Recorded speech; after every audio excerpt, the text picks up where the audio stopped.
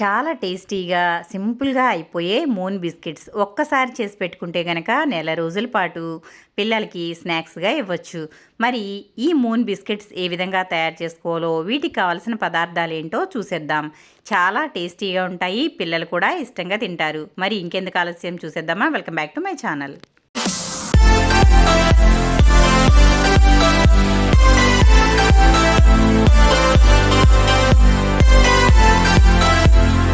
ఇప్పుడు ముందుగా నేనైతే ఇక్కడ మైదా పిండి తీసుకుంటున్నాను. ఈ బిస్కెట్స్‌కి మైదా పిండి అయితేనే బావుంటాయి. మీకు ఒకవేళ మైదా పిండి వాడడం ఇష్టం లేకపోతే దీని స్థానంలో గోధుమ పిండి కూడా వాడుకోవచ్చు. ఇందులో నేనైతే కొంచెం సాల్ట్ అయితే వేస్తున్నాను. సాల్ట్ కంపల్సరీగా వేసుకోవాలి. ఆ తర్వాత బాగా కాగబెట్టిన ఆయిల్ గానీ, లేదంటే వెన్న గానీ, నెయ్యి గానీ ఏదైనా వేసుకోవచ్చు. నేనైతే ఇక్కడ ఆయిల్ వేస్తున్నానండి. బాగా కాగబెట్టి ఇందులో వేశాను. వేసినప్పుడు ఇలా అయితే రావాలి చక్కగా. ఆయిల్ని వేసిన తర్వాత పిండంతా కూడా జాగ్రత్తగా కలుపుకోవాలి. ఎందుకంటే వేడి నూనె కాబట్టి చేయి కాలుతుంది. మెల్లగా సైడ్ నుంచి పిండి వేసుకుంటూ కలిపేసుకోవచ్చు. ఇలా అయితే కలుపుకోవాలి.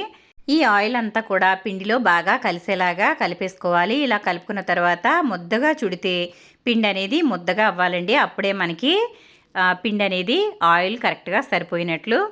పిండి అంతా కూడా బాగా కలిపిన తర్వాత ఇలా ముద్దగా ఒకసారి చేసి చూడాలి. ఇలా అయితే మనకి ముద్దగా అయింది కదా. ఇప్పుడు మనకి ఆయిల్ అనేది సరిపోయినట్లు. ఇప్పుడు ఇందులో కొంచెం అయితే నేను ఇక్కడ జీలకర్ర వేస్తున్నానండి.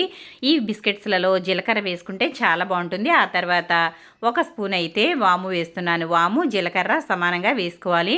నేను అదొక స్పూన్ ఇదొక స్పూన్ అయితే వేసాను. ఇదంతా కూడా ఇలా కలిపేసుకోవాలి. ఇలా కలుపుకున్న తర్వాత కొంచెం కొంచెంగా వాటర్ వేసుకుని దీనిని చపాతీ పిండి మాదిరిగా కలుపుకోవాలి. చూసారు కదా, పిండి అనేది మనకి చాలా పర్ఫెక్ట్గా అయితే అయింది. ఇప్పుడు ఇందులో వాటర్ వేసుకుని కలుపుకోవాలండి. ఒకవేళ మీకు వాటర్ ఎంత వేసుకోవాలి అని డౌట్ వస్తే కనుక 2 గ్లాసుల మైదా పిండి తీసుకుంటే దాంట్లో 3/4 గ్లాసు వాటర్ వేసుకోండి. పర్ఫెక్ట్గా సరిపోతుంది. ఇంకా మళ్ళీ వాటర్ అనేవి ఎక్కువ తక్కువ అస్సలు అవ్వదు. కరెక్ట్గా కొలతండి. చాలా బాగా పిండి అనేది తయారవుతుంది. చూసారు కదా, ఇలా అయితే ముద్దగా తయారు చేసేసి నేనైతే పక్కన పెట్టేస్తున్నాను.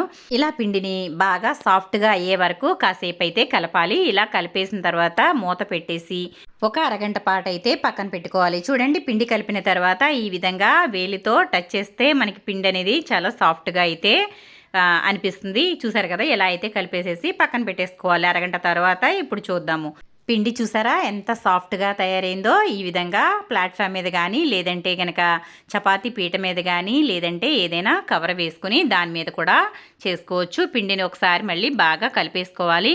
కలిపేసుకున్న తర్వాత ఇది మనం చిన్న చిన్న ముద్దలుగా అయితే తయారు చేసుకుని చపాతీలాగా వత్తుకుని చక్కగా మనకి రౌండ్గా చందమామలాగా అయితే కట్ చేసుకోవాలండి. ఇదిగోండి, నేనైతే ఇక్కడ దీనిని 2 భాగాలుగా చేస్తున్నాను. ఇప్పుడు ఒక భాగం అయితే తీసుకుని ఇలా నేను ప్లాట్ఫామ్ మీదే చేసేస్తున్నాను. కొంచెం పొడిపిండి అయితే చల్లుకోవాలి.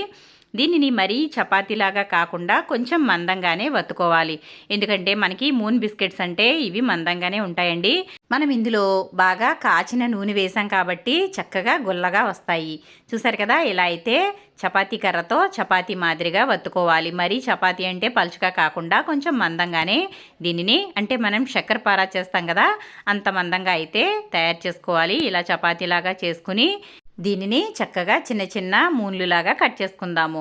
ఇలా వెడల్పుగా చపాతీలాగా చేసుకోవాలి. ఇప్పుడైతే దీనిని కట్ చేసుకుందామండి. నా దగ్గర అయితే బిస్కెట్స్ కట్ చేసుకుని ఇవైతే ఉన్నాయి. దీంతో అయితే నేను ఇప్పుడు కట్ చేస్తాను. మీ దగ్గర ఒకవేళ ఇవి లేకపోతే మీకు అంచు సన్నగా ఉన్న గ్లాసులు కానీ, లేదంటే చిన్న చిన్న డబ్బా మూతలు కానీ ఉంటాయి కదా, వాటితో కూడా చక్కగా కట్ చేసుకోవచ్చు. మనకి చిన్న చిన్న స్టీల్ డబ్బాలు ఉంటాయి కదా, వాటి మూతలు ఇవి షార్ప్గానే ఉంటాయి. దాంతో అయితే కట్ చేసుకోవచ్చండి. ఇలా ముందు కొంచెం కట్ చేస్తే అది ఇలా సైడ్ అయితే వచ్చేస్తుంది. ఆ తర్వాత నుంచి కట్ చేసేది చక్కగా సన్నగా మూన్లులాగా వస్తాయి. చూడండి, ఇక్కడ నేనైతే కట్ చేసి చూపిస్తున్నాను. ఈ విధంగా మనకి చిన్న చిన్న బిస్కెట్స్ మాదిరిగా అయితే కట్ చేసుకోవాలి. ఇలా కట్ చేసుకుంటే చక్కగా బిస్కెట్లలాగా వస్తాయి. చూసారు కదా, ఇలాగే అన్నీ కూడా కట్ చేసుకోవాలి. మీ దగ్గర ఒకవేళ ఈ బిస్కెట్స్ కటర్స్ ఉంటే కనుక దీంతోనే కట్ చేసేసుకోవచ్చు. లేదంటే కనుక డబ్బా మూతలతో కానీ, గ్లాసులతో కానీ కట్ చేసుకోవచ్చు. చూడండి, ఇక్కడ చాలా చిన్నగా అయితే చేస్తున్నాను నేను. ఇలా అయితే చక్కగా అన్నీ కూడా కట్ చేసుకోవాలి.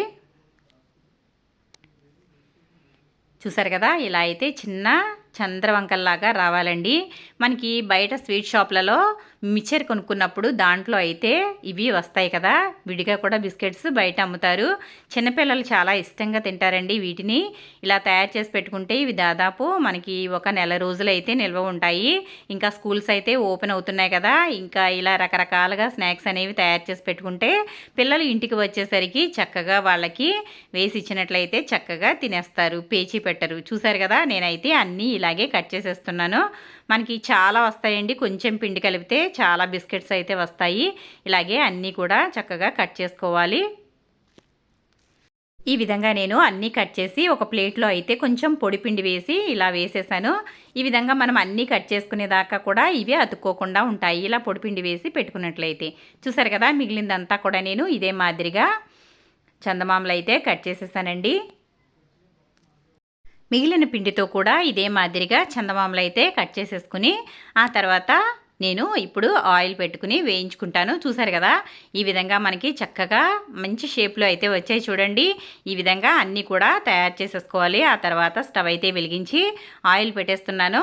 మనకి డీప్ ఫ్రైకి సరిపడా ఆయిల్ అయితే పెట్టుకోవాలి. ఆ తర్వాత ఆయిల్ వేడైన తర్వాత మాత్రమే ఈ బిస్కెట్స్ అనేవి వేసుకోవాలి.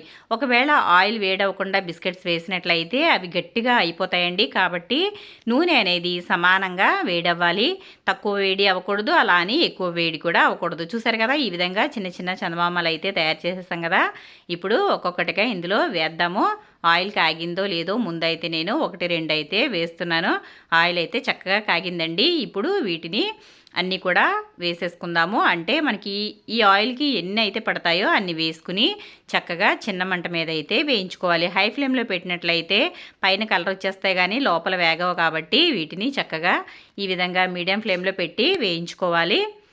చూడండి, ఇలా అయితే నేను వేసేస్తున్నాను. ఇప్పుడు వీటిని చక్కగా చిన్న మంట మీద మంచి రంగు వచ్చే వరకు వేయించుకోవాలి.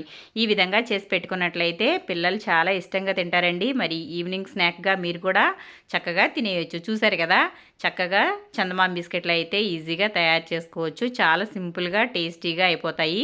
ఒకవేళ మీకు మైదా ఇష్టం లేకపోతే దీని ప్లేస్లో గోధుమ పిండి కూడా వాడుకోవచ్చండి. ఇవే కాదు, ఇంకా హెల్తీగా చేసుకోవాలంటే మన రాగి పిండితో కూడా వీటిని తయారు చేసుకోవచ్చు. చూసారు కదా, ఇలా వేసేసిన తర్వాత కొంచెం అయితే వేగిన తర్వాత ఇప్పుడు గరిటెతో ఒకసారి ఇలా కలుపుకోవాలి. ఇలా మధ్య మధ్యలో కలుపుకుంటూ బిస్కెట్స్ అయితే వేయించుకోవాలి. చూసారు కదండి, చాలా సింపుల్గా టేస్టీగా అయితే బిస్కెట్స్ అయితే తయారు చేసుకోవచ్చు. ఇప్పుడు వీటిని బాగా వేగనిద్దాము.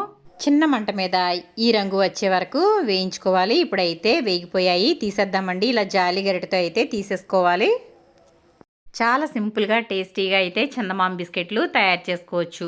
ఈ విధంగా రకరకాలుగా చేసి పెట్టినట్లయితే పిల్లలు చాలా ఇష్టంగా తింటారు. పిల్లలే కాదండి, పెద్దలు కూడా ఈవినింగ్ స్నాక్స్గా కూడా వీటిని తినొచ్చు. చూసారు కదా, ఈ విధంగా అన్నీ వేయించేసుకుంటే మన బిస్కెట్లు అనేవి రెడీ అయిపోయినట్లే. చూసారు కదా, మరి వీడియో నచ్చిందా? నచ్చితే కనుక లైక్ చేయండి, షేర్ చేయండి, సబ్స్క్రైబ్ చేయండి. మన ఛానల్ ఫస్ట్ టైం చూస్తున్న వాళ్ళైతే తప్పకుండా సబ్స్క్రైబ్ చేసుకోండి. బెల్ యాక్టివేట్ చేసి పెట్టుకున్నట్లయితే నోటిఫికేషన్స్ అనేవి ముందుగా వస్తాయి. మరిన్ని మంచి మంచి వంటల కోసం సుగుణ వంటిల్లు ఫాలో అవ్వండి. అలాగే ఇన్స్టాగ్రామ్ అలాగే ఫేస్బుక్ కూడా సుగుణ వంటిల్లు అనేది ఉంటుందండి, ఫాలో అవ్వండి.